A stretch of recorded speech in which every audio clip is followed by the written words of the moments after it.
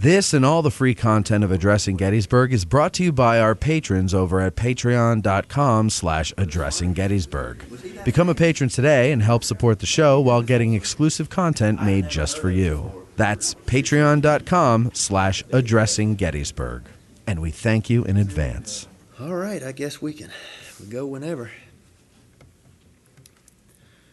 I'd like to welcome everybody to Gettysburg National Military Park.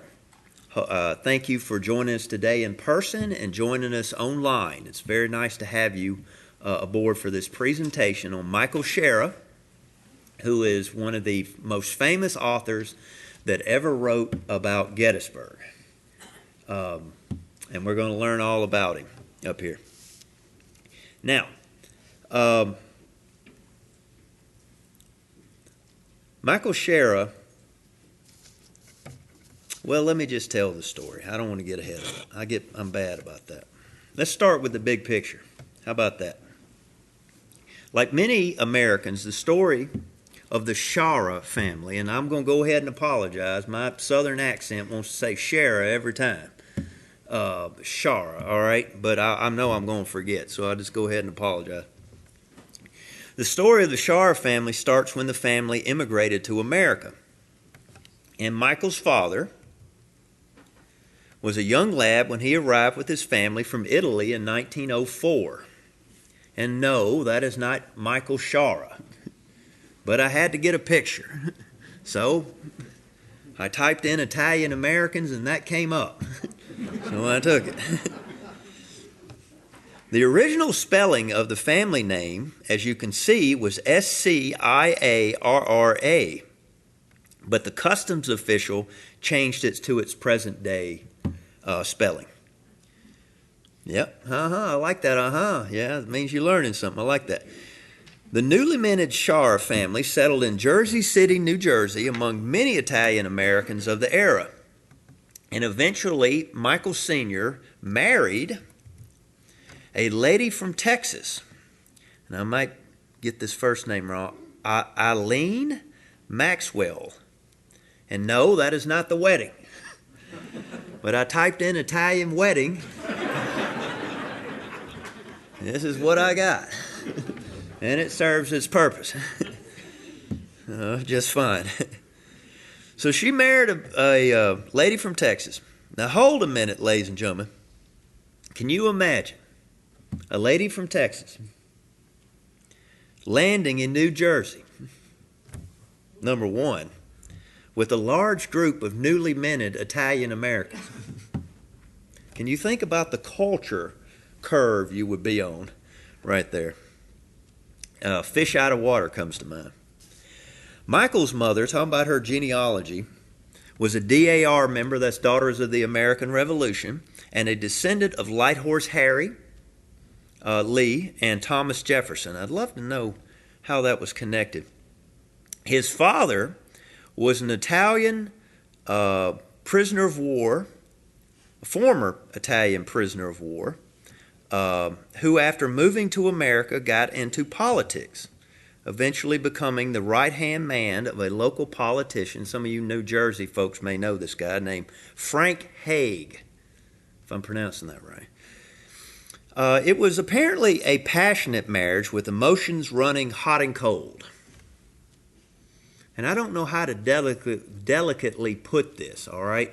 But everybody can live up to a stereotype to a certain degree. I know some stereotypes are overblown, etc. But I assure you, ladies and gentlemen, as a redneck from Mississippi, I am not kidding you at all. I do have a car in my yard that does not run. I mean, that's the truth. So on that level, stereotypically, Italians are much more emotional. Does anybody disagree with that? And that I'm saying that now because if you're going to understand Michael Shaara, you're going to have to understand his background and what he's coming from. All right, and how he develops. So talking about development, a baby boy named Michael Jr. entered this world on June 23rd, 1928. And guess what? This ain't him. All right, I'll get some pictures up here. Mother and son quickly developed a close relationship, the mother doting on her young protege. Michael excelled at school and graduated to the top of his class in 1945. Lila Shaara, Michael's future daughter, thought her father's creativity was nurtured by his mother. Quote, this is from her, and I think he got a lot of sense of his grandiosity and kind of this self-absorption from her, and that he was somehow supposed to do something incredibly important. Michael eventually enrolls at Rutgers University, but he was always a rambling man. He came from a family of fighters. All right. His 4 uncles were all professional boxers, and good ones. How would you like to go to the Shaara family reunion? Well, how you doing, Richard? Wham! His uncles included Golden Gloves champions, a Golden Gloves champion, and a number 2 rated lightweight. Unsurprisingly, Michael began to fight professionally, winning 17 of the 18 bouts that he fought. Isn't that crazy? I just don't like getting hit. I don't like somebody punching on me. That's why I didn't go in the military. I don't like getting up early, and I don't like people hollering at me. So I thought it was a bad fit. Now, Michael quits boxing when the doctors told him he might go blind as a result. Now, that's taking one too many punches. Moving on, he joined the Merchant Marines and then the United States Army, serving as a paratrooper. But his mother's emphasis on the arts always clung to Michael. And luckily for him, he returned to college after dropping out. And guess what? That is him. No, you're guessing wrong. All right. He soon distinguished himself by writing and performing plays on the campus radios. He would flip out, so to speak, when editors ever changed the language to his prose. Now keep that in mind. I mean, I'm going to say this over and over. Michael Shaara is a very, very high-strung individual. And seems, very sensitive, especially about his writing. Now, he would perform plays on the campus radios. But like boxing, words carried the weight of a punch for Michael, and he did not like being trifled with. Do you see a pattern here, though? You got a man that grows up among a family that is a bunch of boxers. You got Italian Americans who are brought up to be tough, and then you got a man that goes into the arts. He's starting to try to write. Now you couple those two together, and what do you have? You got somebody you don't want to edit. And who you got? He's tough. In 1950, I apologize. I'd like to have gotten the enunciation of this word, but I didn't. He met the love of his life, a lady named Helen. I'm going to slaughter it. A Krumweide, Krumweide. She was a psychology major. And opposites attract. She was quiet, a good listener, everything he wasn't. And Michael liked to talk and possessed an outsized personality. Match was made. In 1951, he graduated from Rutgers, and in the same year, he sold his first story, a sci-fi pulp fiction story. All right? In 1954, he and Helen, along with their young son, Jeff, moved to St. Petersburg. I think Jeff would have been around 2 years old at the time, 2 or 3. They moved to St. Petersburg, Florida. And he continued to write short stories, but took a side job as a cop to support the family. His year on the beat, ladies and gentlemen, produced the idea for a story called, quote unquote, the Peeping Tom Patrol. And this voyeur with the badge story made it into none other than Playboy magazine in September of 1958. And that is the September 1958 issue of Playboy. All right? I'd love to see a copy of that. You know I hold the record. When I did the history of the medical generals of the A.P. Hill, Robert E. Lee, somebody else, I can't remember, it's been so many years. I'm the first person in the Park Service to utilize the word in a public presentation of penile, P-E-N-I-L-E. A wordsmith would appreciate that. And now I'm the first one to ever put a Playboy. Which we always read them horizontal for some reason. Oh, come on, that's funny. Nothing like standing out at a convenience store waiting on somebody to help you out.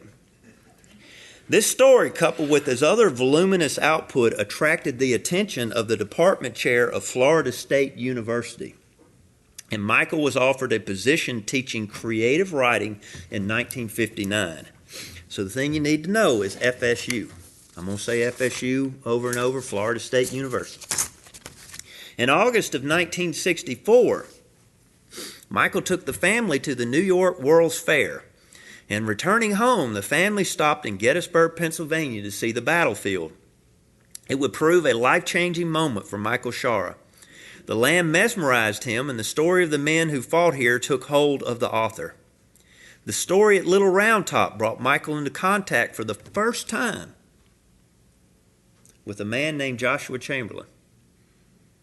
The main colonel was a scholarly man, a man of letters from Bowdoin College, a man that could reel off Shakespeare on one hand and read Casey's Light Infantry Tactics on the other. Think about that. Think about the connection. You want to know Jeff Daniels, the movie, obviously he's known as Chamberlain. That is how the author is connecting with Chamberlain. Hope you're starting to see how this is forming. Chamberlain was a man that left his scholarly pursuits to take up the sword, and when his country called, this was a man that Michael Shaara could relate to. Now they returned home. That's actually him. And Michael resumed teaching at FSU. He was a good teacher, by all accounts. His passion shone through in the classroom, at the coffee houses, and even in his own living room, teaching the next generation. Michael emphasized to his writing students that you cannot think about bestsellers. If you're writing out there, you pay attention to this, all right? Michael emphasized that to his writing students that you cannot think about bestsellers, publishing, or agents, or anything else about that. You're putting the cart before the horse, all right? The most important thing is a good story. That's number one. You got to have a good story, first of all. Michael's own personal method was to talk the story out to friends and family before writing.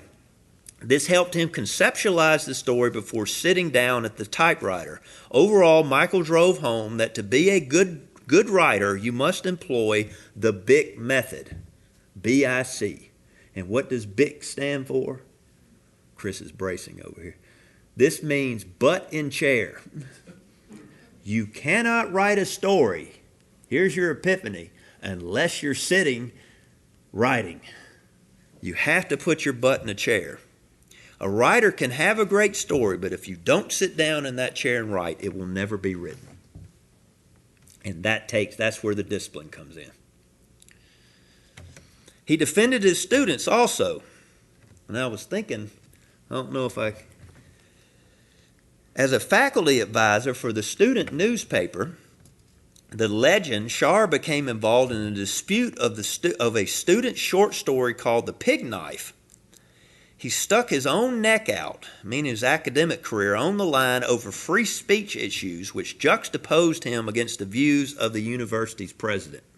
And this was not only, I think it's 1968, But there's some, if you're interested, it's FSU has got some information, more information online. They actually ran the president off. It got that controversial that the president actually resigned from that. And they brought him back later, etc. So I ran across this in one of the student newsletters, and I don't know, okay? But I'm wondering if that's Michael. I don't know. Looks like it. But that is one of the students. They had sit-ins. I mean, this got to be, it was pretty big. But that's the type person he is. That's the whole point. He doesn't care. It's about academic freedom. You don't tell an author how to write. You don't change it. If you're wondering what the pig knife was about, he had a lot of curse words in there, apparently. And, you know, for 1968 to be published in the school newspaper was a little bit, you know. Even after all these exertions of teaching in daily life, the dead of night would sometimes find him typing away on his first novel. All right, which was, I get it straight here, The Broken Place, a story of a young man's quest to find purpose in life. Little Jeff Shaara's job was to empty the ashtrays in the morning, piled high with cigarette butts from the night of writing. You want a picture of Michael writing?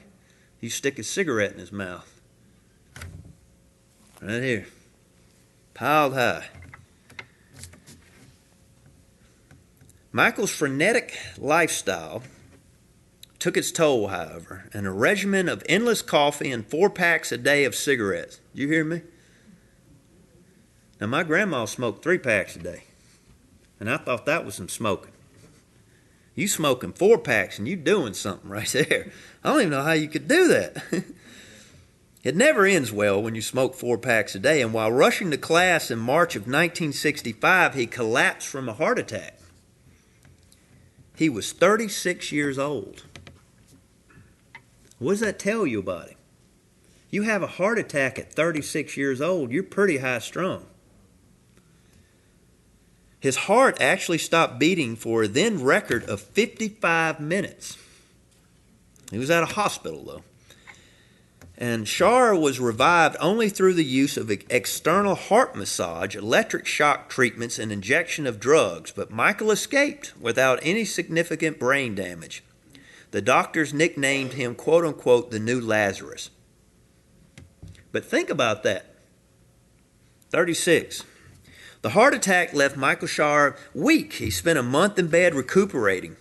Unsurprisingly, Shaara used writing as therapy and promptly published an article in the August 1966 Saturday Evening Post titled In the Midst of Life, garnering the American Medical Association's Journalism Award.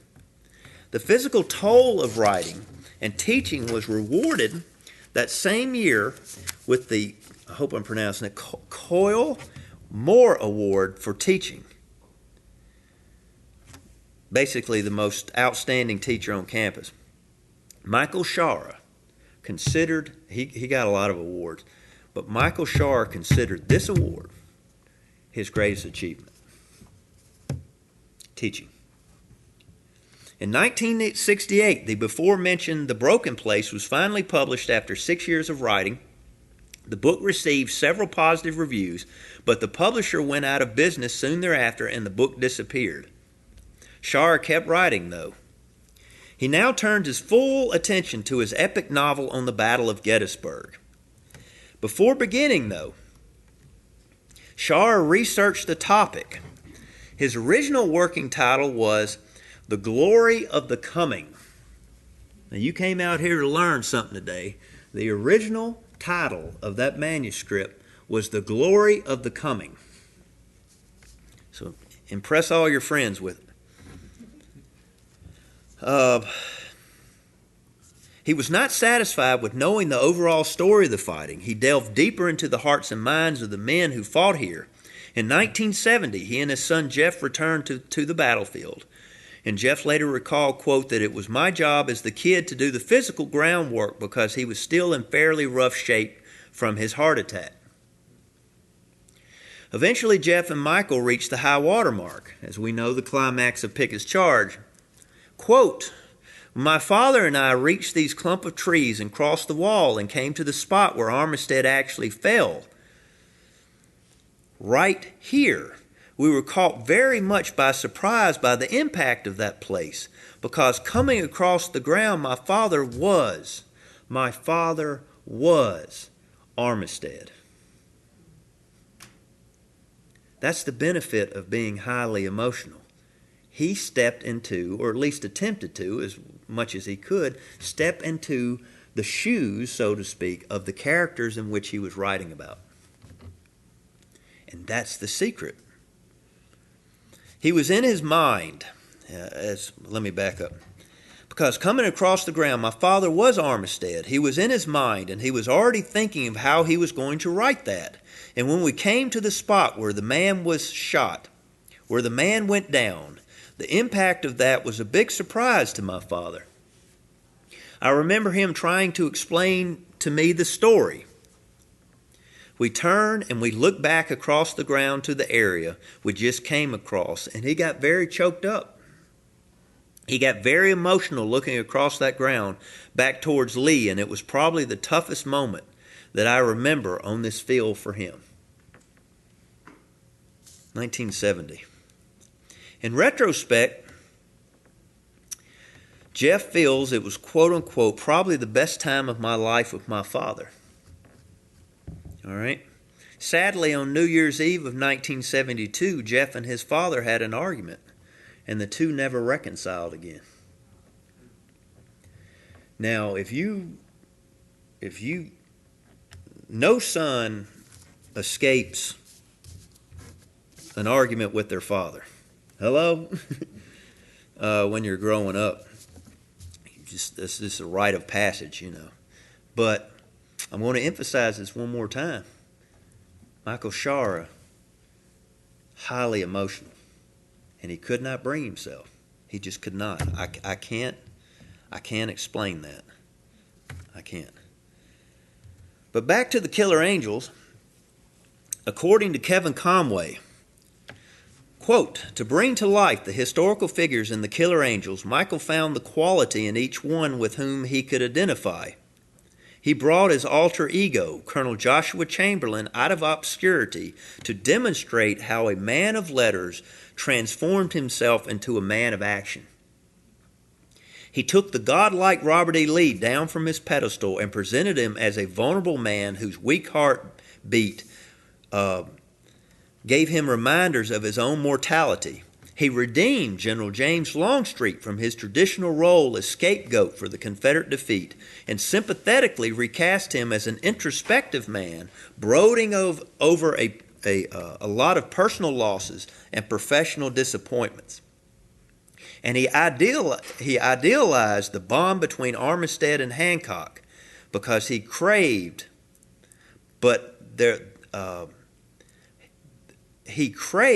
their intimacy in his own life. And it's all by Kevin Conway. Now, to show my boss who's sitting here behind the camera that I'm trying to learn, I'm still learning after 20 years in the Park Service.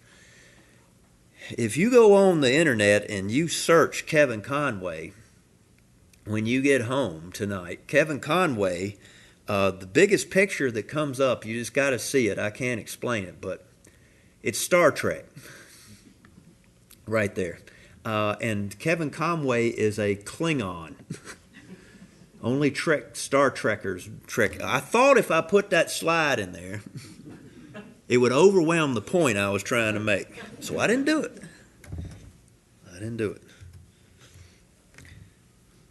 This is by his daughter. This quote is by his daughter, Lila.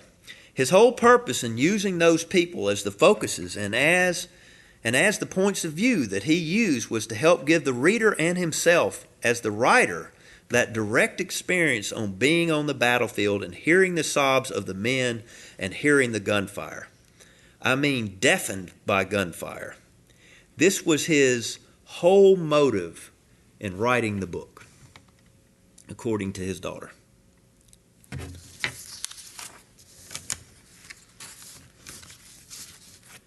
Michael finished the manuscript of The Killer Angels in 1971.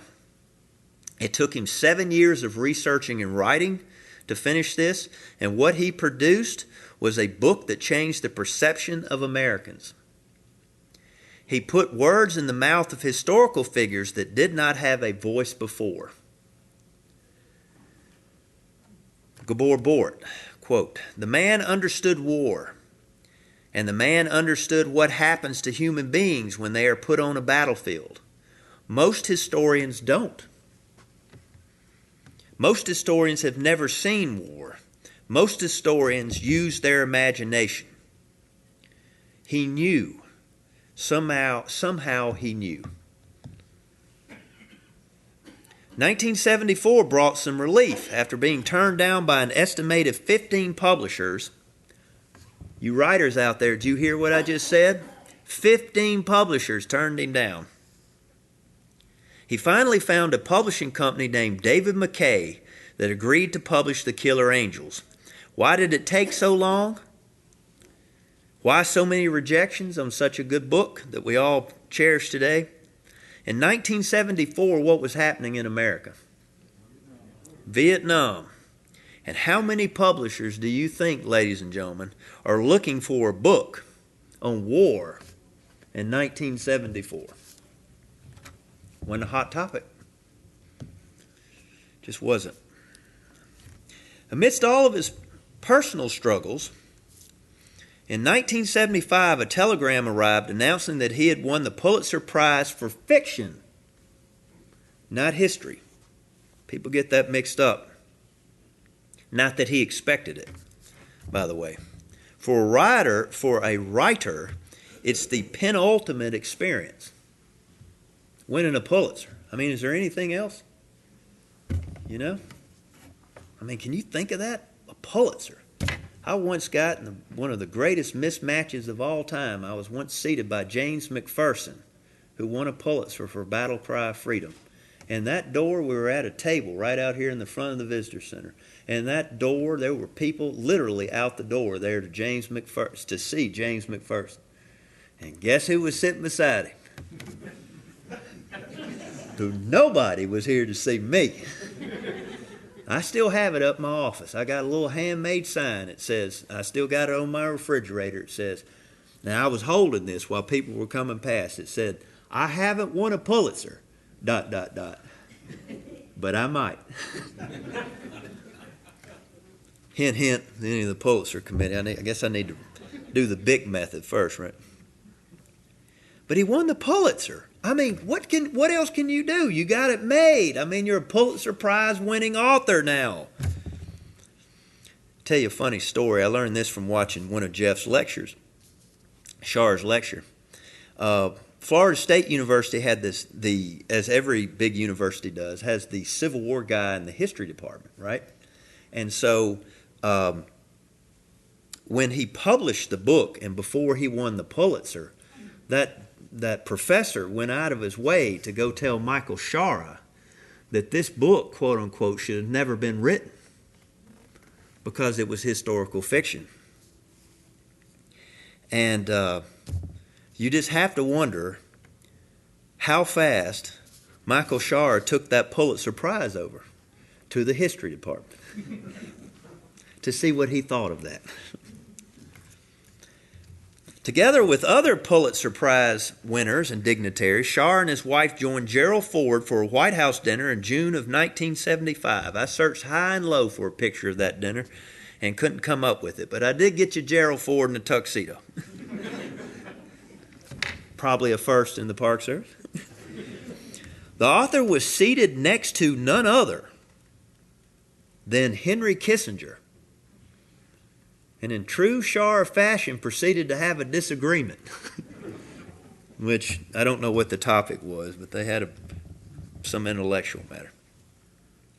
By the time he won the coveted honor, he had been writing professionally for nearly 25 years, sold over 70 short stories, published 2 novels, and taught the art and craft of writing to hundreds of students. Michael hoped it was a harbinger of better things to come. It was not to be. It did not become a bestseller.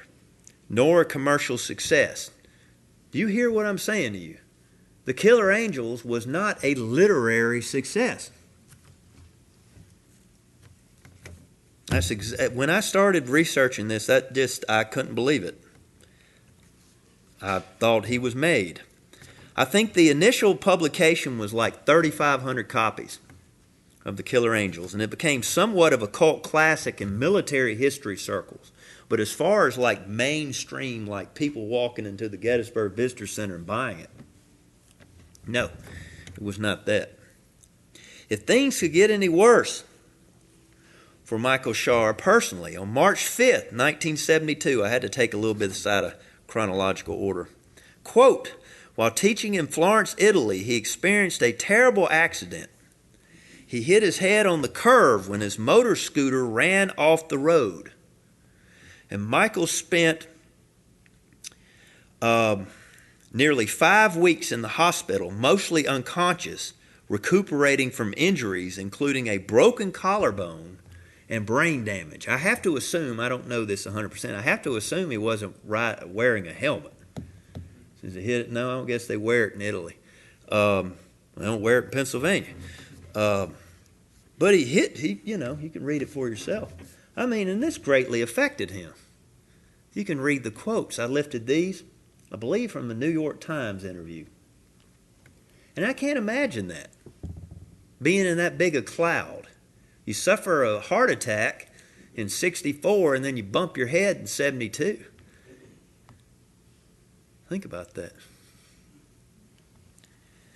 His convalescence was longer, leading to depression and his, quote-unquote, his mental outlook dimmed. The injury was so severe, quote, that he could not read, he could not retain information. The injury forced his retirement in 1973 from Florida State. And now, ladies and gentlemen, if you haven't figured out something, if one thing about Michael Shaara, he lived to write. It's what he did. Seems like focused. That's what his main thing, that was his hobby, that was his living. And now he had lost the two things he loved the most. Writing, obviously, and teaching. He couldn't do either. That's sad. It's very sad to me. And to top it all off, when Michael's brother, a doctor by trade, did not pay the type of attention that Michael Shaara thought he deserved, coming to his aid, I don't know what he expected, he cut his brother off too. Lost his brother. Figuratively.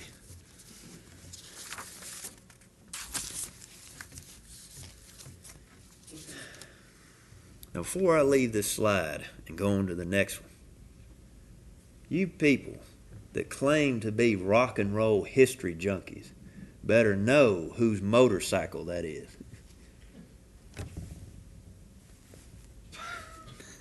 Whatever.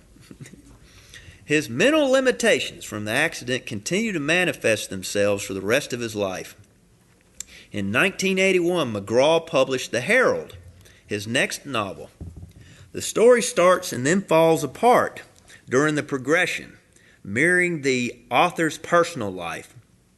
The book, quote-unquote, was as much a symbol of what he was going through in his own life, in that as he got toward the end of his life, he wasn't there anymore, according to Jeff. He wasn't the same person. The writing wasn't there. The effects of the motorcycle accident were still there. And it frustrated him, or at least I read into that. I think it frustrated him heavily. He began to wander the world. He visited Africa several times. He always liked to go back to Italy. Seemed to like to go to Italy quite a bit. The old mother country, probably still had relatives there at the time. Shaara became a sought-after speaker at colleges, universities, conferences, library associations, and clubs. Some of his notable speaking engagements were at the Chamberlain Symposium in 1978 and Gettysburg College Civil War Institute in 1987. Yes. We have one of the licensed guides here. When Chris advertised, put all the programming up on the internet, And this one listed, I have one of the LBGs come to me and say that when he was a military officer, he was actually Michael's escort when he came to Fort Leavenworth. And so, I got some insight. He said he spent like 3 days with him, driving him around and so forth. So that was pretty cool. You just never know who you'll meet. He also spoke at Carlisle, the War College, to lecture on his book. And it was in this time period, during the early 80s, I did not know this surprised me, that early 80s, that director Ron Maxwell first approached Michael about making a screenplay out of his book. Michael was reluctant, however, having been burned previously in trying to get a deal. The last years of his life in the 1980s saw him spending much time in coffee shops, jotting down quote-unquote story ideas, plans, letters, in journals. In some entries, Michael Shaara tried to take stock of his life. Unfortunately, quote, for a man with an abundance of talent, according to Kevin Conway, achievement and experience, he sadly came up empty. Michael was as hard on himself as he was on others. As stated, he was estranged from his son. After the motorcycle accident, he ostracized his brother, Richard, a doctor, because he felt he wasn't there for him. And in the latter days of his life, he started to try to push away his beloved wife, who I don't know any of the details, but from what I read from the surface, was very loyal to him. And that's sad. That's sad. It's just. But he never lost his love for great literature. Like the writers he tried to emulate, his favorites, Conrad, Faulkner, Wilder, Graham, Greene. Quote from Michael, Joseph Wambaugh, I hope I'm saying that right, is the best he's read in 10 years, Michael is quoted as saying. Wambaugh. His favorite, though, his passion, always first and foremost, was William Shakespeare. He taught it, and in true Shaara fashion, he lived it. In May 1988, Michael came home from one of his many trips. He told his wife he didn't feel well, and he went upstairs for a rest. He died of a heart attack on May 5th. At the funeral, friends read from his novel The Broken Place and The Killer Angels. It's a pretty good tribute. Michael is buried today in Meadowwood Cemetery in Tallahassee, Florida. If I ever get down there, I don't know why I'd be in Tallahassee, but maybe one day. I'd like to see that. Pay a visit. A favorite quote from British poet A.C. Swinburne is inscribed on the tombstone. It sums up the romantic figure he viewed himself. From too much love of living, from hope and fear, set free. In the aftermath, the family began to go through Michael's effects. In the midst of the files, they found a manuscript named Billy Boy. And this is the story of a baseball player playing his last game.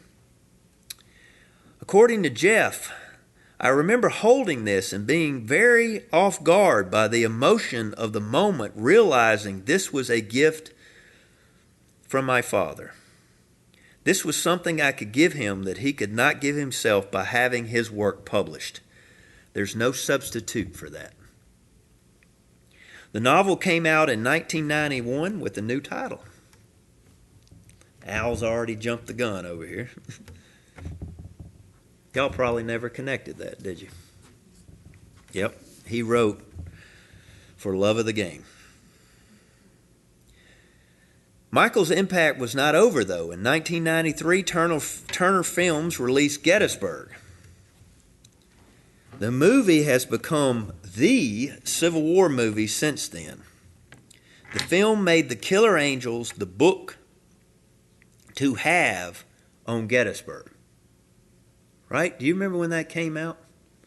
I was in college at the time, and I can remember standing in line to try to get tickets to go see Gettysburg.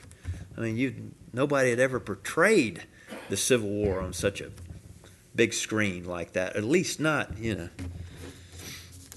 don't know. I try to never forget that. Quote, one of the great ironies of my father's life is he never wrote a bestseller.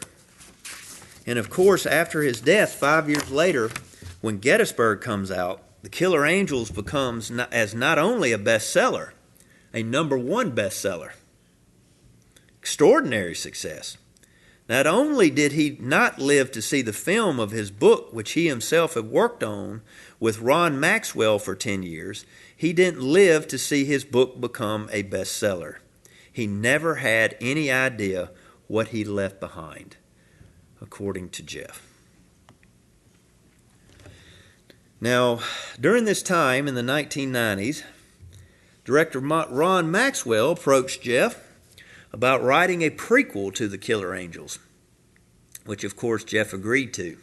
It was a daunting task following in one's own father's footsteps, especially one that had won a Pulitzer. Jeff asked his sister's opinion on the project, and she responded, quote, as long as you understand that every single review is going to start, well, it's no Killer Angels. If you can accept that, then go ahead. In 1996, the novel Gods and Generals appeared, and the rest is history. I need not tell you that Jeff has become his own successful author, which is a very hard thing to step out of the shadow of a legendary father like that. In conclusion, ladies and gentlemen, and I started to prep this story at the very beginning, and I didn't, because I didn't want to give it away. I was surprised by the number of people that have told me over the weeks leading up to this program how excited they were to learn or to hear the story of Michael Shaara. And I'd always temper them and tell them, well, it's not going to be an uplifting story, because it's not. It's the story of just extreme highs and extreme lows to me, with a lot of, I'm sure very, very happy moments, as we all experience, but a lot of deep chapters at that. And when I got through writing this paper, researching this paper, and I sat back and looked at it, I was like, I don't know. I found the story so compelling because Michael was nothing like I thought. I thought, he wrote a few things, then he won the Pulitzer and he was made. Not true. I don't know. I wish he could have seen it, though. I would like, if I had a time machine, I would love to bring him forward and tell him how many copies of The Killer Angels has been filmed, or sold, I should say, ever since the movie Gettysburg came out. Michael Shaara, A Writer's Life. Thank y'all very much. I appreciate it.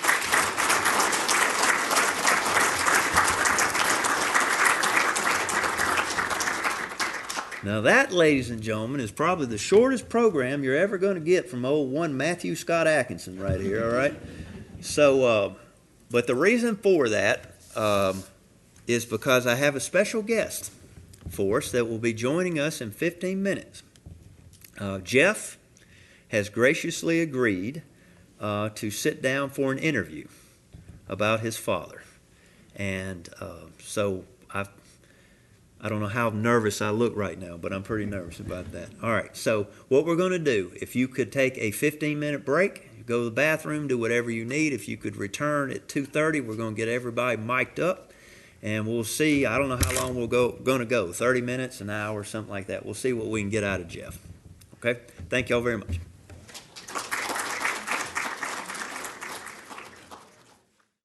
So we're going to sit down. You moved the chair. This is fancy for the government, I might add.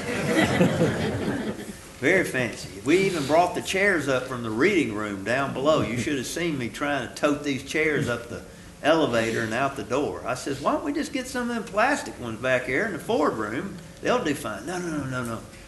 Much more, Chris tells me, much more professional looking on wood. What do you think? Thank you. Thank you very much. All right, we ready? Okay, I'd like to welcome everybody once again to Gettysburg National Military Park.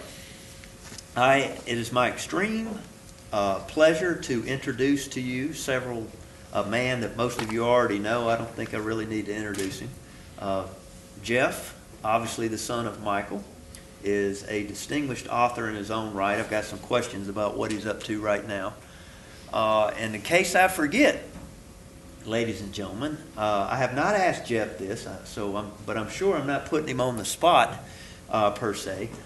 We do have many copies of various editions of some of Jeff's works for sale in the park bookstore. And Jeff is always, he usually comes once or twice a year to the park and signs, and he's always very gracious to sign, he'd be very gracious to, thank you very much, to sign anything. What he doesn't know, he probably doesn't know, is that we cannot get, right now, we cannot get any copies of the Killer Angels. Yeah, I can address that. Okay, so just can't get it right now. And that's weird, isn't it? You would have never thought that would have happened. Let me start off by saying that I first saw Jeff, he doesn't remember this, but I first saw Jeff at the USS Cairo Museum in Vicksburg, Mississippi. And he gave a talk on his father, Michael. And when he did that, you know, this was probably, 2004, 2005, something like that, maybe 03. I had never seen a lecture, someone lecture on their own father. Let's start right there. And then number two, I had never seen anybody be so candid. And I was just mesmerized by the story that Jeff was telling. And this is over 15 years ago, about his father. And I don't know, I've always wanted to get him on the chair, the big method, right? So, right here. So I'm very glad. I don't know if I was telling him before the interview began, I don't know if the roles were reversed and he gave a program on my father. I don't know if I could come. So how about a round of applause for Mr. Jeff?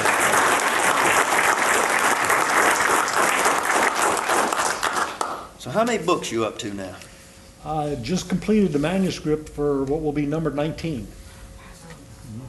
That's right. And how many do you turn out, or do you have a goal? How many do you turn out a year? No, oh God, there can't be multiple copies per year. that would put me under. No, occasionally I've been on a book per year schedule. That's tough. I did a World War II series, a trilogy on Europe, that I did a book a year. By the end of that, it was burnout time. I had to back away from it. So a book every other year is pretty much a perfect world for me. Okay. And how would you say your style is different from Michael? When I started Gods and Generals, the first thing, because I had no clue how to write. I'd never done this before, and that's not false modesty. I'd never written anything before. When Ron Maxwell suggested, I do the prequel to Killer Angels, and I sat down, the first thing I did was I read Killer Angels again.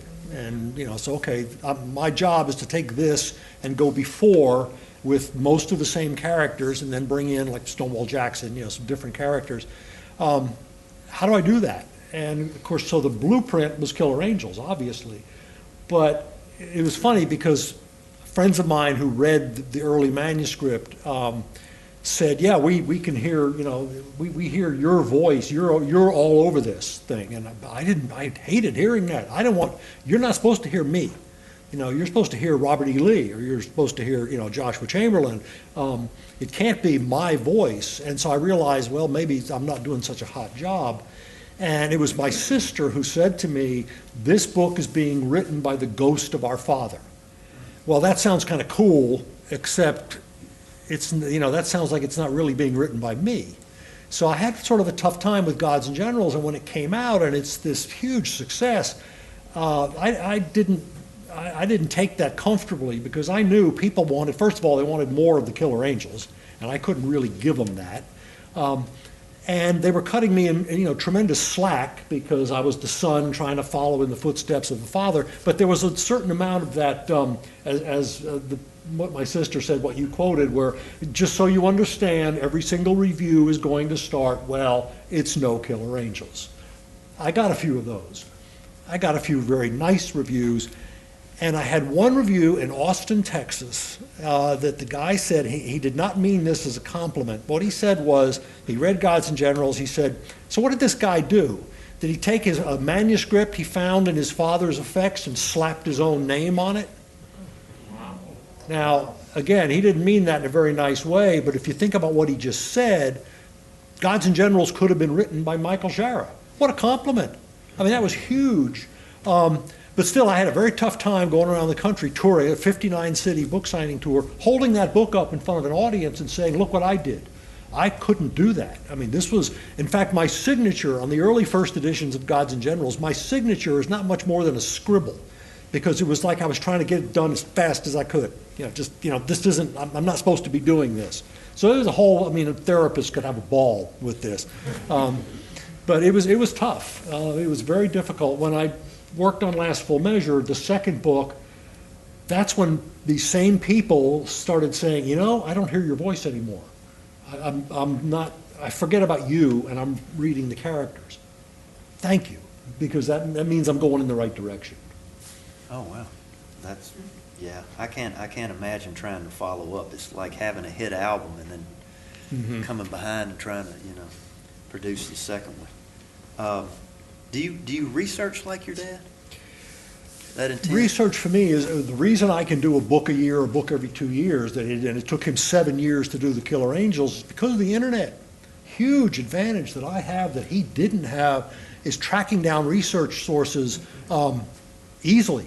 I mean, you search, whatever example comes to mind, you search Ulysses Grant. You search Ulysses Grant on the internet, first thing you come up with is Grant's memoir. I mean, that's gold. That's the best kind of research. Grant's letters, Grant's wife's memoir, all this kind of stuff. My father would have to track those things down. Back then, there were, probably now too, universities had what they call the library lending program. You go to your local college library and you want to find a certain book and they don't have it. They put the word out and they borrow it from some other university library. They send it in. You get it for a month or something, and then you have to send it back. And I remember as a kid the stacks of those books that would come in that he would get from, like on some book on Chamberlain, he would get from Bowdoin or from the University of Maine and so forth. And then they would all go away again when he sent them back. But it might take him 3 or 4 months to track down a single source. Today, with a credit card, I can go to alibris.com, this rare out-of-print book site, and in a week I have a library. I mean, that's a huge advantage that he didn't have. So, he seems to be, to me, very meticulous, though. He could not,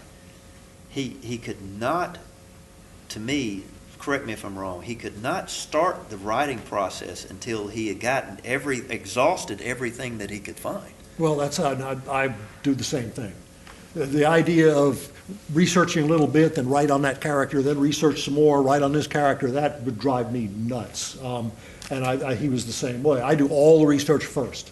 And when the research is put to bed, I made all my notes. Only then am I comfortable putting words on paper. And I think that applies to him as well. The other thing that he did that I did learn from him is go to the sites. I mean, obviously what you said in the presentation, coming here.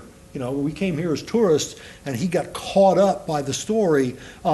That's a lesson I've learned, and in every case, except a couple of exceptions, in my own stuff, I go to the place, go there. I mean, I met you in Vicksburg because I was there, and researching that.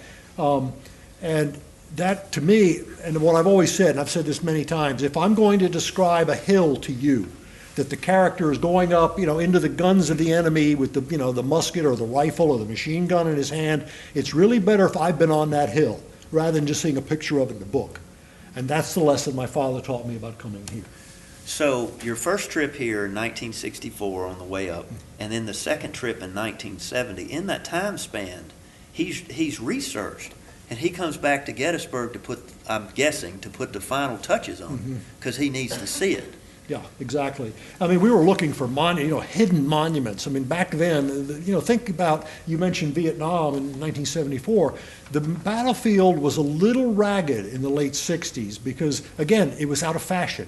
Vietnam had turned people off to things like generals and war stories, and the battlefield was not nearly in as pristine condition as it is today. It was also 5 or 7 years after the 100th, the centennial, and so I think after that things had gone downhill a little bit. And I only say that because searching for monuments, you'd find the smaller ones were buried in brush. And I was, as you said, I was the kid, and so I was doing the grunt work, crawling around in the brush, trying to find, you'd find a little thing that today is nicely out in the open. So that was very interesting, and of course I didn't know any different at the time. The other part was, going up to Little Round Top and seeing the 20th Maine Monument, which had a profound effect on my father as well. When you see the names of the dead. And we can talk more about that later, about the sort of backlash that's come to Killer Angels. But, all of that, I mean, that kind of research, that was a huge, it was useful to my father, but it was a huge learning experience for me. Wow, I can't imagine. You obviously, hindsight being 20/20, but you're there in 1964. I've often thought when I was typing upstairs, I cannot imagine riding in a car from Florida to Gettysburg with Michael Shaara at 12 years old. And they didn't have any phones you could give you either. That's the old school. No, we would play, license plates of the states and things like that, and that was also, there were no interstate highways to speak of then. We came up the Blue Ridge Parkway. I mean, if you've ever driven on the Blue Ridge Parkway, it took a while. Wow. So to broaden this story, when you go to the World's Fair up in 1964, was it intended to come back by Gettysburg? Not at first. We went to, again, my family being all over that part of the country, we went to the World's Fair, which was, and I still have memorabilia from that, which is really cool. And I was 12, and I think it was a decision that my father made on the way back down, in coming down, that we would swing over, come over through Harrisburg, I guess, and come down and go to Gettysburg. And I remember him saying, we'll do this for the kid. Now, I'm not taking credit for this, but I was the kid with the little Civil War soldiers setting up elaborate battles on my bedroom floor. And I think my father realized that, well, this would be cool. Let's go and see it firsthand, having no idea what that decision was going to result, and here we are. Your father seems to like, when it comes to 64, he's surprised by the park and the stories and the emotion that goes into it. I'm surprised though that he could keep the enthusiasm up for the next 7 years while he was probably writing other things at the same time. Oh yeah, well, he was working on The Broken Place as well.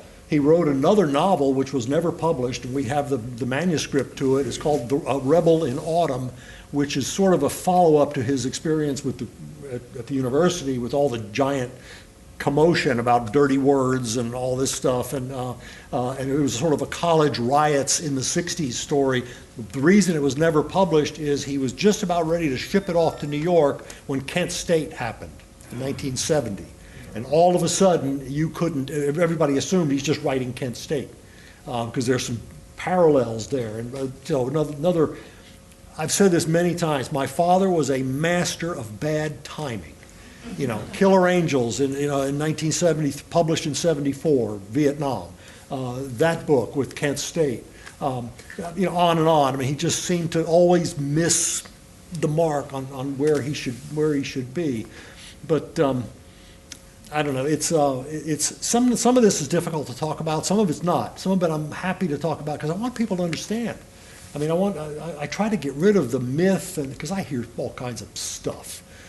get rid of the disinformation and the myth around all this stuff, and just, this is what happened. Some of it's not pretty. In fact, a lot of it's not pretty. My relationship with my father is not pretty. But, you know, again, because of all of this coming together, I mean, here we are. Do you remember, I was very curious about this, do you remember what his daily routine was before the heart attack? I'm curious as to how hard he was working in order to achieve that. He was a midnight to 5 a.m. writer. As a kid, I've said this many times, as a kid, I would wake up at 3 in the morning and hear Beethoven. And he would always listen to classical music when he was writing. So if you'd wake up in the middle of the night, you'd hear the music, you knew he was working, which was a good thing. And by the way, I can't do that. I don't listen to anything. I need dead silence. I can't imagine listening to classical music. I'd start listening to the music and forget what I was doing. But he needed that. He needed, for whatever reason. So that was the you know, midnight to 5 a.m. He would sleep till noon, typically, and then he would get up and go teach in the afternoons.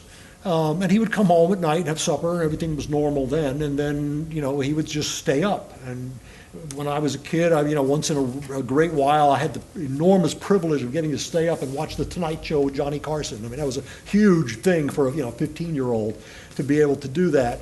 But that was his routine, and it was every day. And you know, he would teach all afternoon, and when he didn't have a class, he'd hang out in the local campus coffee shops and hold court.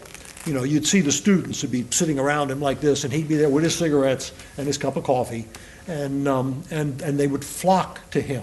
I mean, the students absolutely loved him, and I was a student at that time when much of that was going on. I was at FSU, and he was magical in the way he could hold the attention of a crowd, whether it's a classroom or a crowd like here. I mean, he could hold you. And he had a gift of speaking and a charm about him that just sucked people right in. And that's one reason why he was such a good teacher. So, but his routine, I mean, it was the cigarettes and the coffee, and he just drove himself because he was mostly unhappy. His writing was frustrating. You know, he always described himself as a writer first and a teacher second. I mean, he was a writer who taught, not a teacher who writes. There's a difference. You know, there are a lot of teachers who write. He was a writer who taught, and yet he wasn't successful. He wasn't, you know, he couldn't sell what he knew was good. I mean, imagine how frustrating that is. You do a good job on something, no matter what it is. Nobody else cares. That's tough when it happens over and over again. My mother worked for the state of Florida for 37 years because she made a salary to pay the bills, because he couldn't pay the bills with his writing. So that level of frustration, I think, just drove him. And then, of course, the ultimate frustration, Killer Angels published, nobody cares. I mean, he can't sell it. He knew what he had done, and there was no validation from the outside world. And he was depressed a good bit of the time. I think the way you would describe him clinically today is he was bipolar. Because there were the highs and there were the lows, and the lows were, I mean, the highs were manic, anger, frustration. The lows was a kind of depression that would sit in with him. I can remember him sitting in his easy chair, staring out the window for weeks at a time, and being non-functional, being unable to write. And then something would click, and he'd go and he'd sit down, and the typewriter would start. He had one of these old black manual Royal typewriters, like you see in the old movies. And you know, and by the way, he and I share this in common. Really? Yeah. And you know, and he would start typing, and then things would open up again. It was difficult for him. It was surely difficult for my mother and for the two kids.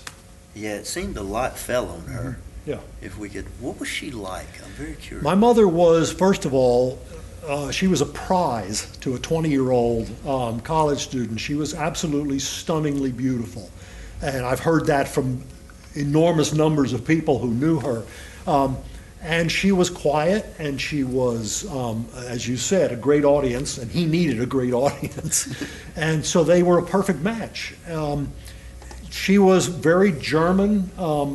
Krumweed was her maiden name, and actually it's the German word Krumwiede, which means winding path, and that's her family. And they're very Prussian, so it's very emotionless and very sort of calm and held, keep it together. Where he was exactly the opposite. So it worked very well for a large number of years. And again, he was not easy to be with, but she was the calming force in that house where you better have one, because I don't know what would happen. Yeah. So it's constantly, especially when he's in a depressed mood, he could be volatile.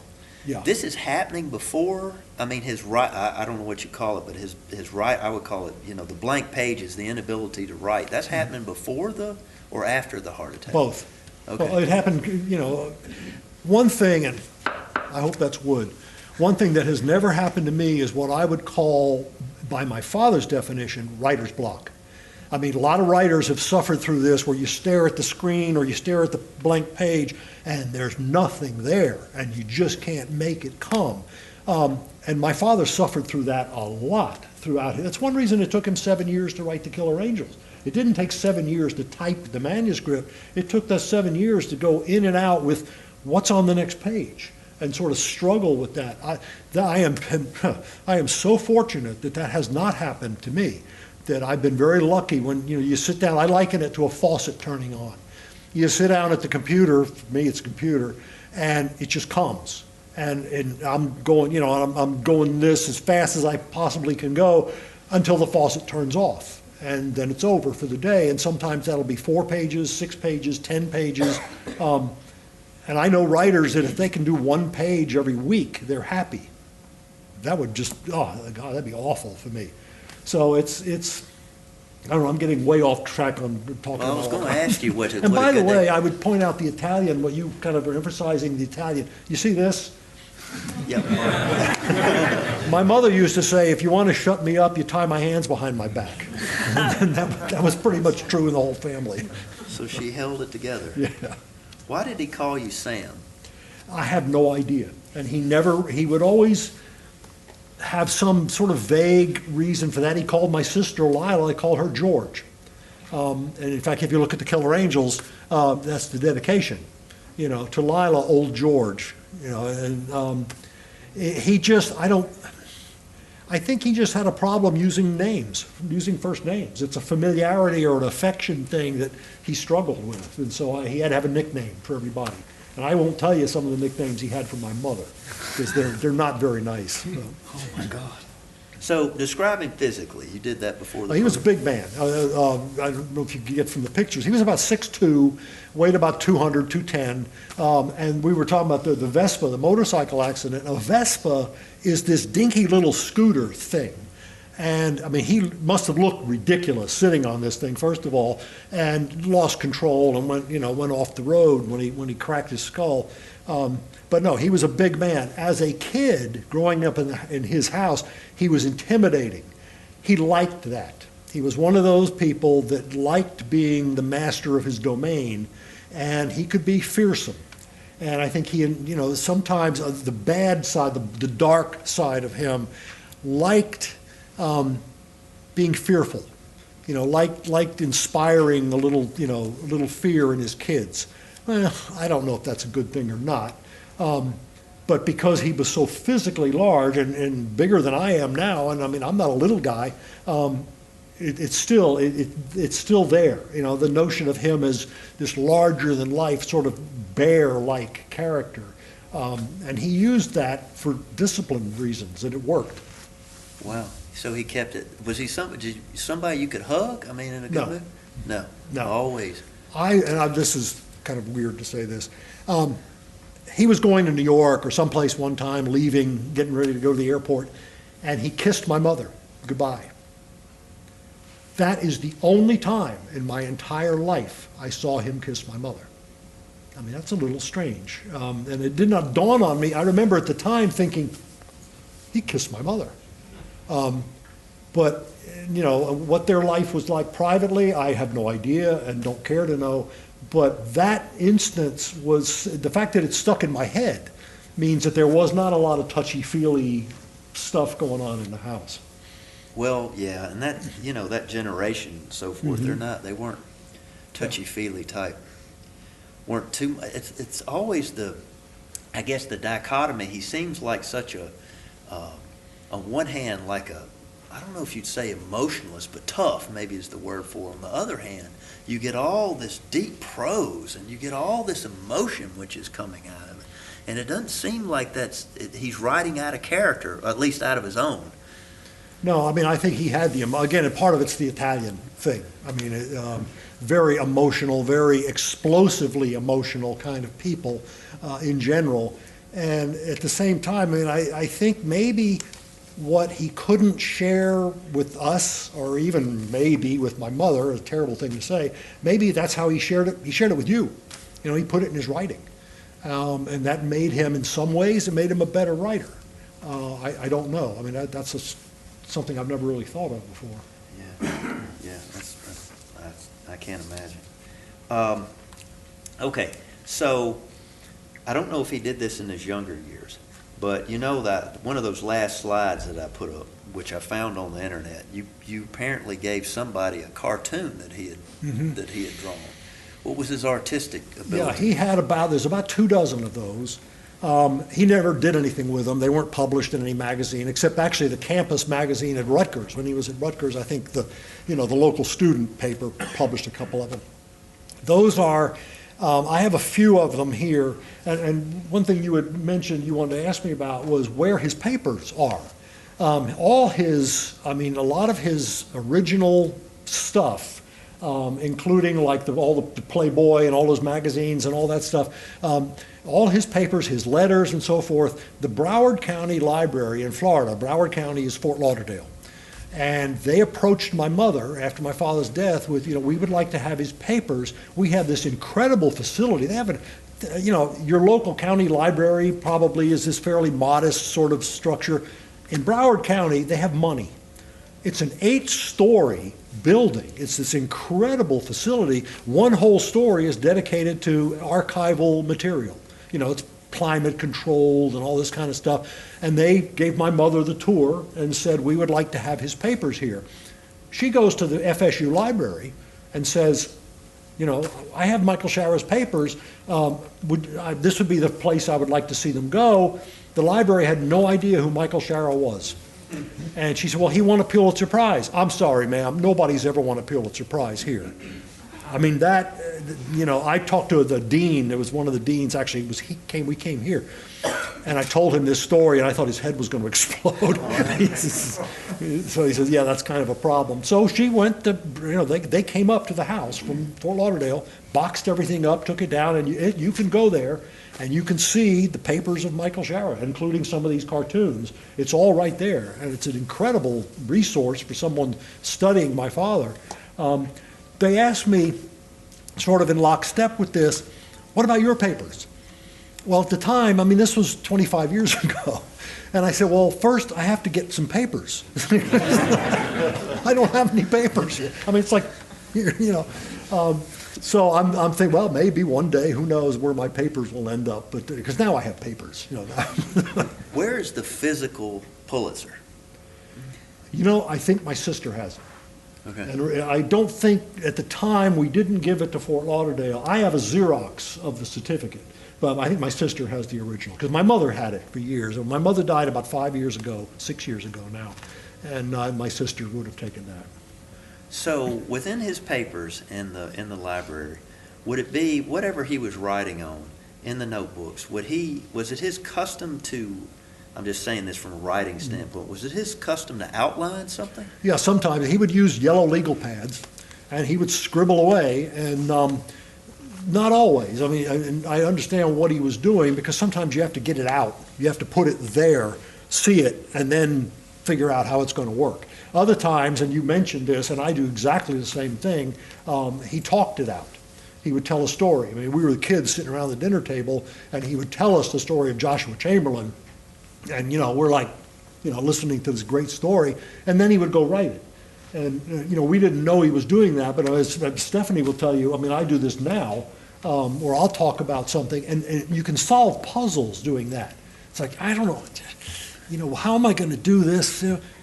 Oh, And as soon as I start talking about it, the puzzle sort of straightens itself out. That's very cool when that happens. But I know he did that a great deal. I don't know if you got anything on this, but I'm fascinated. I didn't tell this one during the lecture, and I should have mentioned this at the very beginning. If you're wondering why we're out of order, we're actually following up a lecture that I just gave on Michael Shaara. So you'll need to, we're talking about the timeline right now. So if it doesn't make any sense, we're referring to a program that was given about an hour ago. You need to watch that first and then watch the interview. I guess you're only about 30 minutes into this, and it's nice I'm telling you this right now. But one story that fascinates me is Ernest Hemingway comes through Tallahassee at 4 a.m. Do you know anything about that? Yeah, one of my father's students was the night manager of the local Southern Air Motel in Tallahassee. It's long gone. Calls my father, because my father was awake, and calls my father at 4 in the morning and says, "You're not going to believe who just checked in here." And so my father gets up, gets in a car at 6 a.m., he goes to the Southern Air Motel, and he knocks on the door. And Ernest Hemingway answers the door, and my father says, "I'm so sorry, but, I am who I am, and I'm an enormous fan of yours. I teach your stuff in school." And Hemingway just said, "Well, that's very nice. I appreciate that. Thank you," and closed the door, and that was the end of it. But to my father's dying day, that was one of the highlights of his life. He got to meet Ernest Hemingway. Really? Oh, wow. I'd love to have been in that hotel room. Yeah. Do you know, getting into the Killer Angels, do you know how many copies have been sold? About 6 million. Wow, 6 million. Yeah, the thing about you can't get them now, I hate it when bookstore people get that wrong and they say, "Oh, it's out of print." No, out of print means it's gone. No, it's not out of print, it's out of stock. There are, and we were just talking to the bookstore a little earlier, there are all kinds of speculations about where they are. The biggest one is that the covers are printed, are put together in China. They're sitting on a container ship out there off of Long Beach. And one of these days, they'll come back in. The paperbacks are now available. They were out of stock for a while, but I was able to actually buy a case of them. So I have them now. So I know they're there. And you can go to my website and get them. But yeah, the hardcover, which continues to sell enormously, unless you don't have any, they don't sell at all. It'll be available soon. They're talking about in February. Things are loosening up. It's just taking some time. But what the publisher told me too is one of the things that's also on those container ships is paper. Big rolls, giant rolls of paper that they use to print books. And it's all coming from overseas, and they can't print the books if they can't get the paper. So, which sounds very odd. What, they don't have paper in this country? But that's the way the game is played, and it's frustrating. But if you're looking for a hardcover, I have the Modern Library edition, which is the slightly smaller hardcover, which is available, and paperbacks are available. But it's the regular hardcover that's probably a couple months away. So the original 3,500 copies. Yeah, those are the first editions. Though most of those went to libraries, logically enough, and so they're gone. They're wear and tear over the years, they've fallen apart. The first edition of Killer Angels is a treasure. The last ones I saw, there's a Bauman's Books is a rare bookstore in New York City. They have an ad in the New York Times. They had one for sale for $4,000, and that's unsigned. Unsigned? Unsigned. How rare is your father's signature? Pretty rare, because he never toured. Unlike me, my signature, don't invest in my signature. I've signed, loads and loads of books, because they send me out on a tour. He never did. And so I have one signature of a copy, it was a second printing of Killer Angels that apparently he was signing at FSU. He would set up, a table outside the English department with a stack of books, and some kids would come and buy a book from him. And he was signing a book apparently to somebody, and he spilled a cup of coffee on it. So there's this nice big coffee stain across this book with his signature on it. And I guess he took it and said, "Well, put that one back there. I haven't.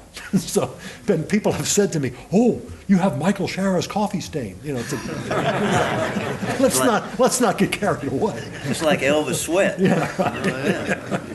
Elvis was an entertainer. Since you didn't know what the motorcycle was, I figured you might need that. Okay, so could you talk about, I saw this on the Civil War Trust video with Gary Adelman. Could you talk about the different covers that have graced? Yeah, the hardcover has, there's the original black hardcover that the first edition is, and they went through like 4 printings of that, and then it sort of dropped away. Then Random House sold it over, it's complicated, but it sold to my publisher, which is Ballantine, which is part of Random House, and they changed the cover.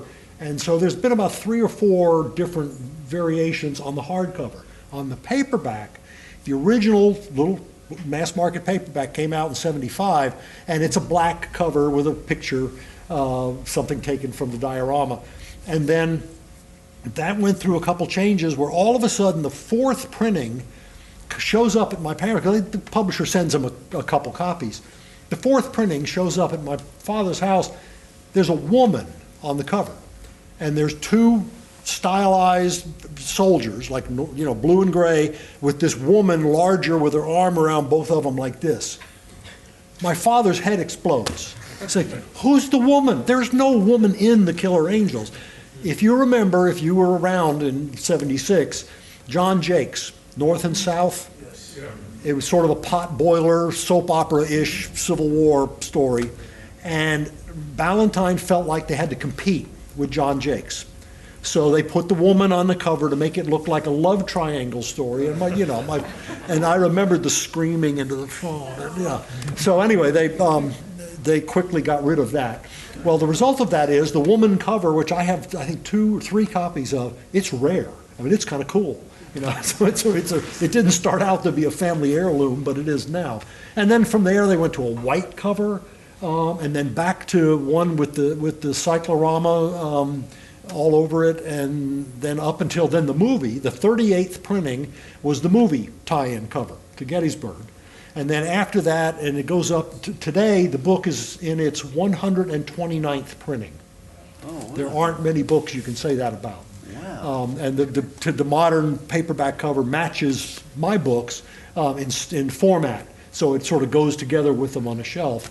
But yeah, that's sort of the evolution of those. And nobody, and I talk about the 129th printing, nobody would be more amazed by that than my father. Really?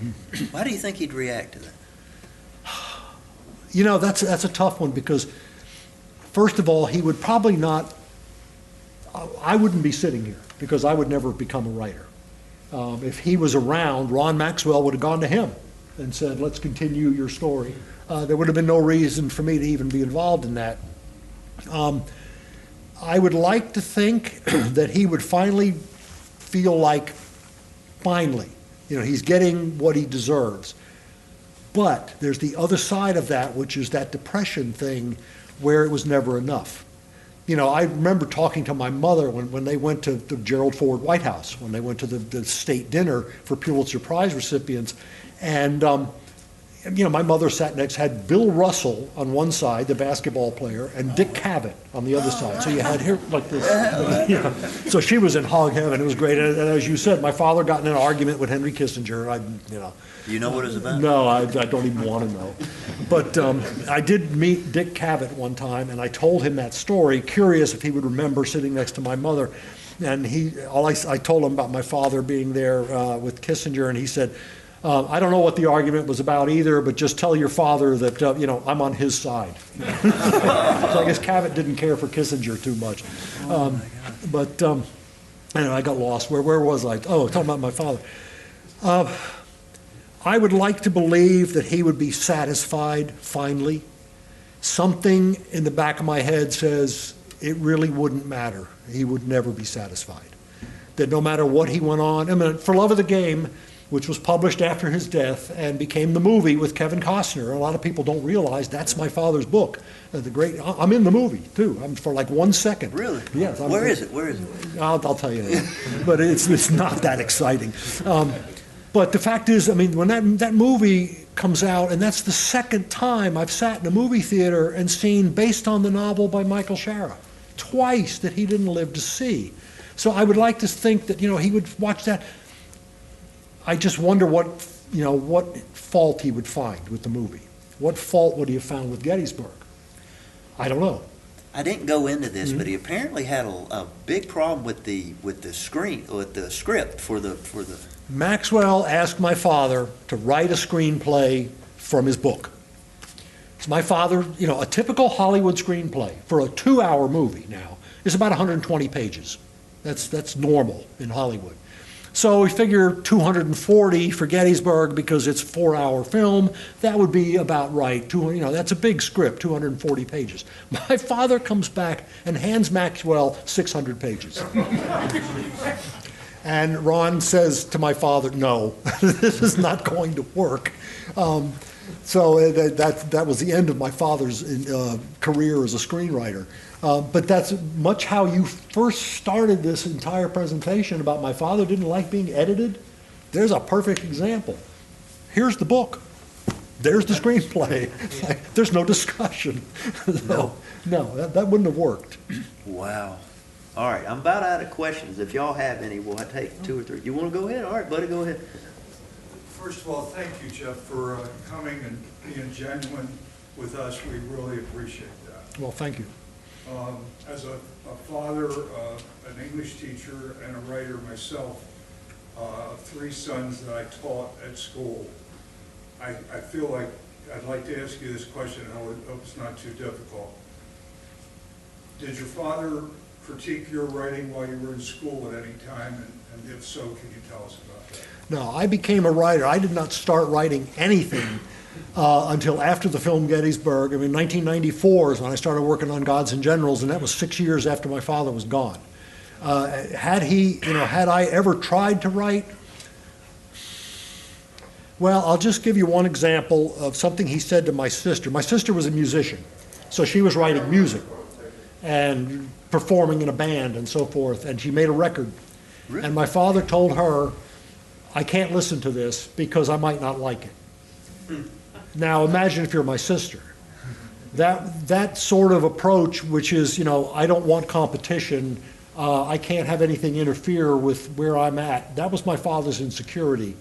And I think that's one reason why I never would have become a writer if he was still alive, because he wouldn't have put up with that. It's a difficult thing to talk about, and I understand that people might be looking at me like I'm being a little skewed here, but it's a tough thing. He seemed to have two different relationships between how he treated his family and like his students, though. Oh yeah, oh absolutely. Maybe a lot of people do. Maybe a lot of parents do. They treat their own children a lot more differently than they would treat someone else's children, and that's definitely the case. He was outside the house. He was a very different person than he was inside the house. Okay, so what I get out of him, or from what the students said, was he pretty much had constant encouragement for them. Oh yeah, absolutely. Yeah, he was a tremendous teacher. The best teachers are the people that can inspire their students to go on to do better things. That's what makes a great teacher. That's what he was. Not necessarily what he was behind closed doors. Intense. Yes. Let's go with the Grateful Dead guy first. Yeah, thanks for coming. My question is, with the Gods and Generals movie, was there anything that you would have did differently in the movie from what you saw on screen? If it was up to me, I would have taken my book and based the movie on my book instead of on a bunch of other stuff. That's about as succinct as I'll be. So you didn't recognize your book? There were a few scenes. No, I've said this before. In all frankness, Gettysburg is about 90% of the Killer Angels. There are some scenes that are word for word. You can quote the book and there's the movie. Gods and Generals is about 10% of my book. And when I first saw that, I didn't know that's how it was going to turn out. I was in a screening room in Hollywood with some press people, and sitting in a room like this, only about a third the size, and the screen's back here, and they play, and I watched the whole movie, and it's the 6-hour unedited version, sitting here watching this. This is the greatest day of my life. Here's my movie on the screen. And there were scenes that made me squirm in my chair. And not all of those were scenes that were cut. Some of them are still in the movie. And I could be specific, but I won't be. And, you know, I don't want to sound like I'm sour grapes or that I'm, you know, Mr. Spoiled Brat, that they made a movie out of my book and I should be grateful for that. And, you know, yeah, I understand all that. But unless you've been there where I expected Gettysburg, I expected 90% of The Killer Angels, and what I got was 10% of Gods and Generals, and live and learn. You know, that will not happen again. Despite not being able to get a manuscript or a film script together, he seemed to, correct me if I'm wrong, have a very good working relationship with Ron Maxwell. To a point. I have letters, and part of the letters that are in Fort Lauderdale, there is a file that my mother had, of correspondence between my father and Ron, and when it was time for paying the option payments and time for doing this and that and the other. And my father was great with a poison pen. He could rip you up and down, and there's copies of all these letters. It's really entertaining stuff, and it's not just Ron. There's a bunch of people that my father. He led an adversarial life. He was always in a fight with somebody. Ultimately, it was me. But I mean, he was always, whether it was an agent, other authors, history professors at FSU, English professors at FSU, publishers, whoever it might be, he never got along. It was always adversarial. I don't know why, but he was a master of the poison pen. And boy, if you ever got one of his letters, you'd know what I meant. So when you see him after 1972, after the split, which you probably did for family. Not really. I would bump into him occasionally, but that was it. Yeah. I guess it was tens. Yeah. Yes, sir. Prior to Killer Angels, your father took a fairly unknown character in Joshua Chamberlain and brought him to the fore, and now it's one of the most visited spots on the battlefield. You know what caused him to gravitate towards Joshua Chamberlain? Well, I think, first of all, there's a lot of drama around what happens on Little Round Top. So for storytelling purposes, that's a great place to tell a story.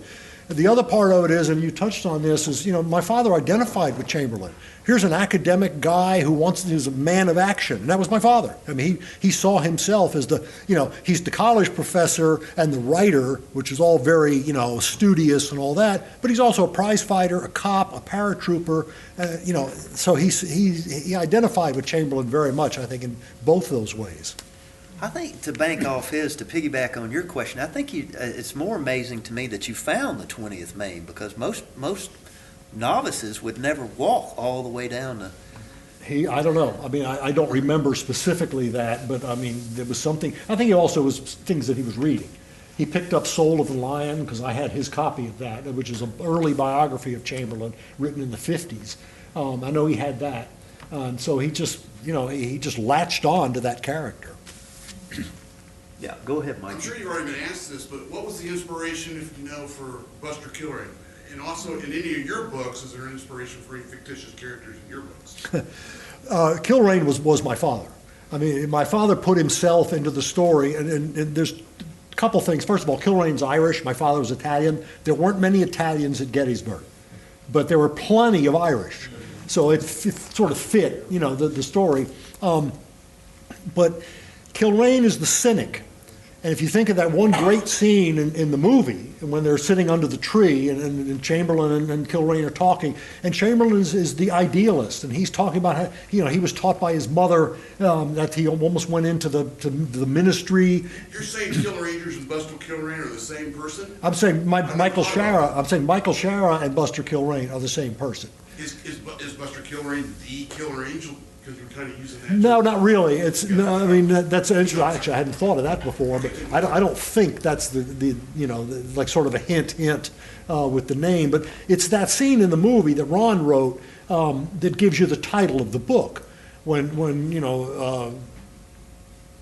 Chamberlain is saying that man is the angel, or that sort of Shakespearean quote that there's oh how like an angel is man, and so forth and so on. Very idealistic sort of quote, and it's Killrain who says, well, if man's an angel, he's a killer angel. That's in the film, and that was Ron Maxwell's tribute to my father. In the book, it's Chamberlain himself saying that about his father, his own father.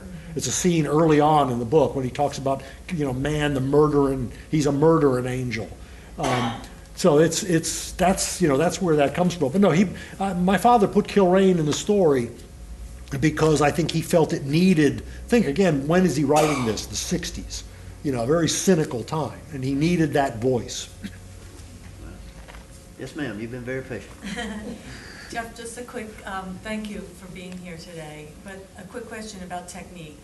I wonder, do you isolate your writing, or do you carry a tape recorder or a scratch pad with you, and you're driving down the road and you're like, oh yeah, and write that down so I don't forget it? No, I might have the oh yeah moment, but I always forget it. It drives me crazy. I'll think of something at 3 in the morning, like, oh, this is great, and then I wake up in the morning and go, what was it? But no, it's isolation in my office. It's focus, tunnel vision, and no sound, no TV, no music, earphones, none of that. And that's just my own thing. There's no right or wrong about that. I mean, everybody who writes has some people. Hemingway wrote standing up. Who knew? Everybody has their quirks, and my quirk is in my office, alone, quiet. Do you work on multiple books at the same time? No, oh God, no.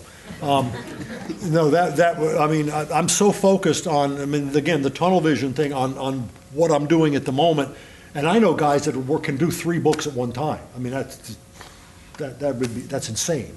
No, so it's strictly one book at a time. I don't even think about what the idea is for the next book until I'm done with this one. There. Thank you, Jeff, for being here today. It's much appreciated. I think I speak for all of us. I often wonder when I meet you writers who put words on paper, how do you do it? Where does that come from? Is there some magical elixir that you have at your side when you're writing? It just always mystifies me how you folks, you writers, can take thoughts out of thin air and put them down on paper for the rest of us to enjoy. I get that question a lot. I actually, this week in my website, the same exact question. Somebody asked me what you just asked, because it's a good question. You use the word magical. I hate to use that word because it sounds sort of hinky, and for me to say that what I do is magic sounds ridiculous. But to me, that's what it feels like. I'll do the research and I'll find out. We haven't talked about this yet. I just finished a novel. My next book is a novel on Teddy Roosevelt, Teddy Roosevelt's life. I just finished the manuscript. It's in New York right now with my editor. I'm bleeding sweat, waiting to hear what he says.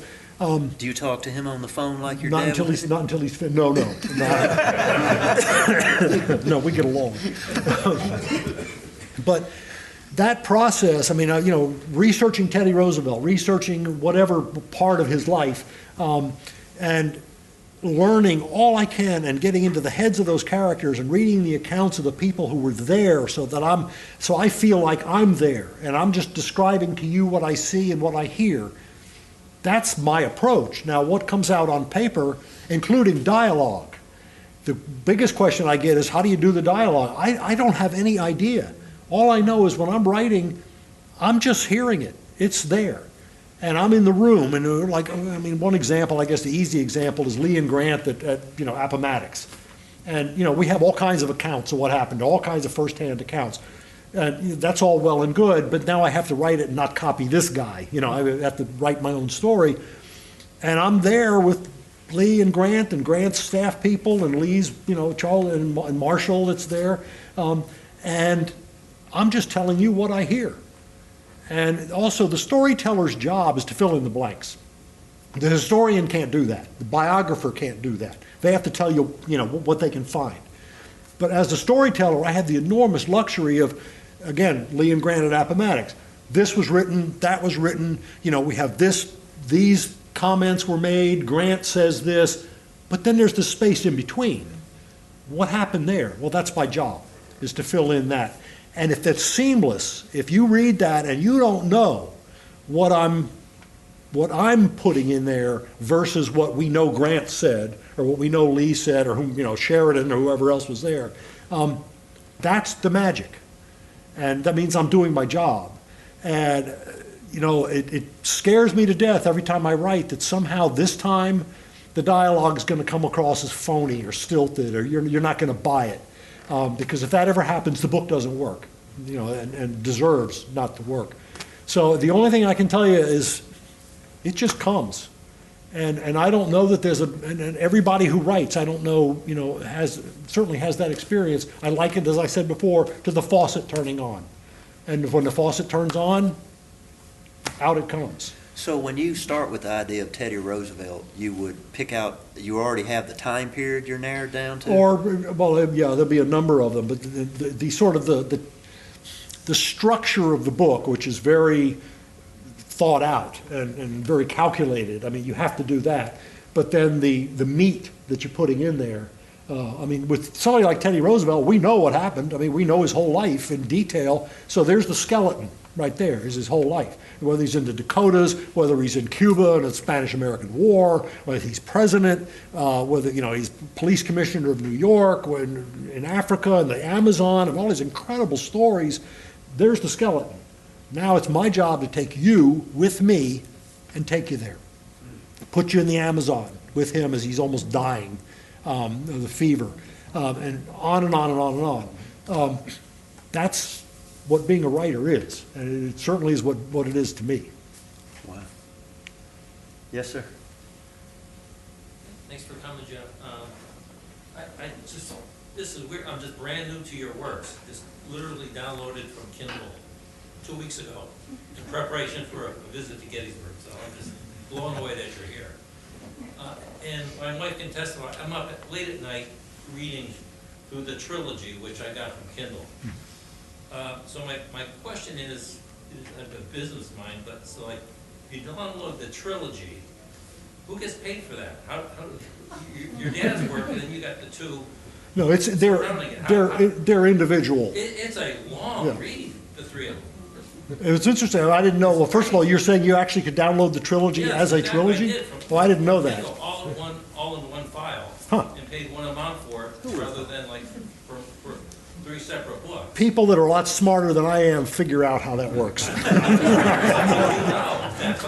You should be paid 2/3, and maybe your dad's estate 1/3. I have no idea how they. Somebody's got to, like I say, somebody's got that figured out. I'm pretty sure. Yeah. So these are the only books I've ever. But my question, I guess, is like, of like other remaining 18 or 17 books that I haven't read, which one would you recommend? Well, no. If your interest is Civil War, in all seriousness, I did a 4-book series on the war in the West, and this is where I met this guy. Because nobody talks about Shiloh, Vicksburg, Chattanooga, and Sherman's March. And that's the 4 books. And A Blaze of Glory is the first one, which is Shiloh. And, you know, Vicksburg, you know, on and on. I'm not up here to sell books, I promise. But, I mean, that's a set that, and by the way, if you get all 4 of them, I get all those royalties. Hint, hint. There you go. I was often told the people backstage that I would love to have Harry Fonz's royalties, but now that he announced that he's in the 129th reprint of Killer Angels, I believe I'll rehash that right there. Could you talk briefly, or however long you want, about the trials and travails of people accepting, I saw this, you speak on this one time, accepting historical fiction as fact? Yeah, I get this. I just got an email actually today from someone who was down in Vicksburg getting a tour and mentioned that they had read, you know, my book on Vicksburg and Chain of Thunders. And I had to think about, you notice the little delay there because I forget the titles of my books. But the Vicksburg book is A Chain of Thunder. And the guy mentioned to the guide, whoever it was, I don't know if it was a ranger or a private guide or what, oh yeah, I just read Jeff Shaara's book and so forth, and the guy responded to, oh, really? Well, we don't read fiction here. And and he was really, and the guy told me, he says, Jesus, said the guy was really snooty about it and had this negative, whole thing about, okay, yeah, I've heard that before. And the late Bud Robertson told me once, when when it comes, because I was asking him about accuracy, how accurate do I need to be? And he said to me, you don't have to be accurate at all. You're writing fiction. You can do anything you want. You can play games with it if you want to. Well, I don't. I mean, I take it a little more seriously than that. But there is a certain backlash among certain, and not all by any means, but a small group of academic historians who just don't like what I do. And part of it is, and I'll say this bluntly, part of it is because I sell more books than they do. And I've actually had this happen, which is terribly, venues will put me, this happened down in Frederick, Maryland one time. They sit me at a table, here's my books, and people are lined up. And there's this guy and that guy, and here's their books, and nobody's lined up. Well, what do you think they're thinking of me? Right. I mean, they're giving me the dirty look, and I can't fault them for that. I mean, I'm sitting there feverishly signing books, and these guys are sitting there twiddling their thumbs. And I mean, of course they're going to walk out of thinking, I can't blame them for that. It's just the way it is. And, I can't apologize because people like my books. I can't apologize if I write a bestseller. But at the same time, I have to be sensitive to the fact that there are a lot of people who are perfectly capable writers who are good at what they do who just aren't commercially successful, and I'm sensitive to that. And I'm generous to them when I can be. But it is hard because, you run into that level of snoot occasionally he's just writing fiction. And it's like, there's nothing I can do about that. Well, not knowing any better, you've been cited, though, by students. Oh, yeah. Yeah, I've actually, no, there was the best example of that. There was somebody sent me a clip from the letters to the editor in the Washington Post. And this guy writes this, and I don't even remember what the subject matter, he was in response to something about military or something. And this guy quoting this, a very nice letter, and he's writing, and about midway through the letter he says, in Jeff Shaara's The Last Full Measure, Ulysses Grant says, and he quotes Ulysses Grant. And it's a quote that fits exactly this guy's agenda of what he's trying to say. It's a fictitious quote. I mean, I made it up. But so the problem there is, now that quote becomes Ulysses Grant. And could somebody else take that and apply it to something else, and then it gets taught in a school, somebody puts it in a book, who knows what. I mean, I'm sort of getting carried away with it, but the point is, you can't quote from fiction. You can't, and certain things are verbatim as they were spoken, we know that. George Washington's farewell to his troops, Lee's final farewell to his troops, on and on and on. The letter Dwight Eisenhower wrote apologizing for D-Day that he stuck in his pocket in case it was a failure. We have the letter, so we know what he said. That's great stuff, but again, it's about filling in the blanks. And sometimes what's filled in the blanks gets taken and put over here as fact. There's a danger in that. And that's why some of the historians, they really respond to that in a negative way, that you can't be quoted. It's like, it's just about storytelling. I'm not trying to set the record straight. I'm just telling a good story. Any more? I got one more question, just on a couple of questions. At least you did several years ago. Maybe you still do today. You vacation in Italy. Is that a connection? Do you still have cousins? Do you have? It's possible we have cousins. I've never really looked up any. I mean, it's 120 years, since my family left there. They'd be really old cousins. My family is from Benevento, which is the interior from Naples. It's like east of Naples, southern Italy. But I have not been to Benevento. We've talked about going there. It's not a tourist area. I mean, it's not a place, there's nothing to see there from a tourist point of view. But we have our places that we go. I mean, we love Venice, we love Florence, we love Positano on the coast. And, we try to go whenever we can. Obviously, with COVID, that's all been shut down. But it's just, I just like it there. And maybe there is a DNA thing. Maybe there is some kind of connection there. But I do love it there. And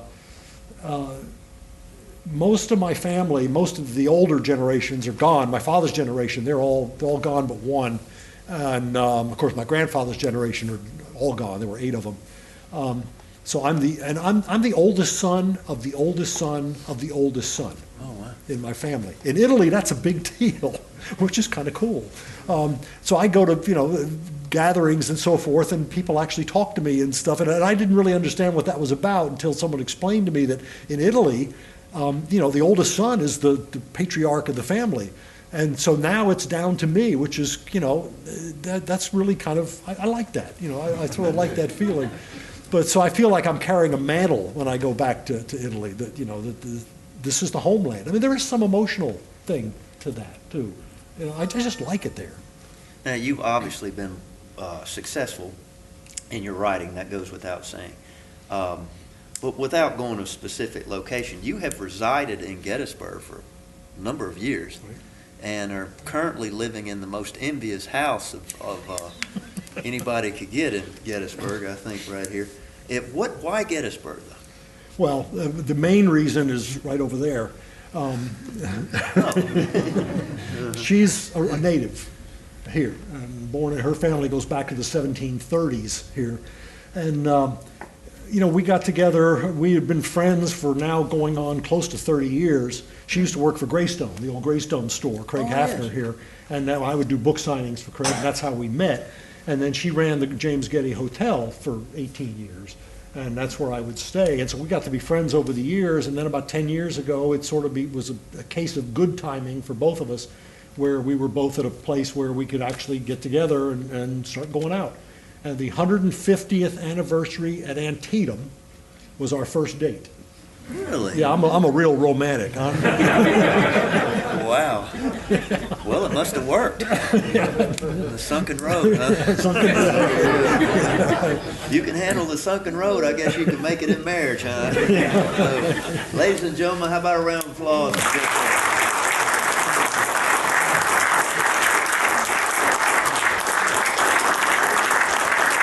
Thank you enough. Please attend, put on your calendar to come to the rest of our winter lectures, which will be going through March. We've got some great topics, too many for me to mention without slighting somebody. And just to be candid with y'all, we're not filling chairs, believe it or not. And I understand that's all a personal decision in the midst of a pandemic, but do not be, scared away because they might be in. I did not advertised Jeff coming today because I thought I didn't need a lot of angry people outside the doors right here. And so I hope you've enjoyed what his remarks on his father and his own career as much as I have. Thank y'all very much.